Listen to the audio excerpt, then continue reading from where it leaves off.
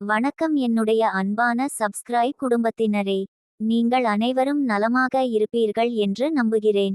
இன்று நாம் பார்க்க போகும் தலைப்பு: ஒரு இளநீர் வியாபாரியின் கவலை. நாம் பார்க்கும் பார்வை சரியா, அல்லது அதன் பின்னால் மறைந்திருக்கும் உண்மை என்ன? இந்த கதையை முழுமையாக கேளுங்கள். முடிவில் வாழ்க்கையில் யாரையும் எளிதாக தீர்ப்பளிக்க கூடாது என்ற மிகப்பெரிய உண்மையை நீங்கள் உணர்வீர்கள். ஒரு நாள் சாலையோரத்தில் இருந்த ஒரு இளநீர் வியாபாரியின் கடைக்கு இருசக்கர வாகனத்தில் வந்த ஒருவர் இளநீர் குடித்து கொண்டிருந்தார். அந்த நேரத்தில் ஒரு 4 சக்கர கார் வந்து நின்றது. காரின் உள்ளே இருந்தவர், "அண்ணா, ஒரு நல்ல இளநீர் கொண்டு வாருங்கள்" என்று அழைத்தார்.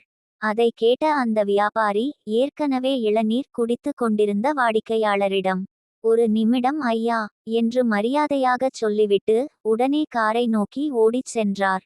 இதை கண்ட இருசக்கர வாகனத்தில் இருந்தவரின் மனதில் ஒரு கோபம். பணம் இருப்பவர்களுக்கு மட்டும் இவ்வளவு மரியாதையா? நம்மை போன்ற சாதாரண மனிதர்களை மதிக்கவே மாட்டார்களா என்று எண்ணினார். அவருக்கு தெரிந்த உண்மை அதுதான். ஆனால் அந்த இளநீர் வியாபாரியின் மனதில் ஓடிய உண்மை வேறாக இருந்தது. அவரது குழந்தை பள்ளியில் இருந்து ஒரு புத்தகம் வாங்கி வரச் சொல்லியிருந்தது. ஆனால் அவர் கையில் இருந்த பணம் போதவில்லை. இந்த காரில் வந்தவர் நான் சொல்லும் விலையை விட சற்று அதிகமாக கொடுத்தாலும் வாங்கிவிடுவார். அந்த கூடுதல் பணத்தில் என் குழந்தைக்கு தேவையான புத்தகத்தை வாங்கி விடலாம் என்ற ஒரு தந்தையின் எண்ணம்தான் அவரை அவசரமாக ஓட வைத்தது. அவர் பணத்திற்காக ஓடவில்லை, தன் குழந்தையின் எதிர்காலத்திற்காக ஓடினார். இதுதான் வாழ்க்கை. நாம் வெளியில் பார்ப்பது ஒரு காட்சி மட்டுமே.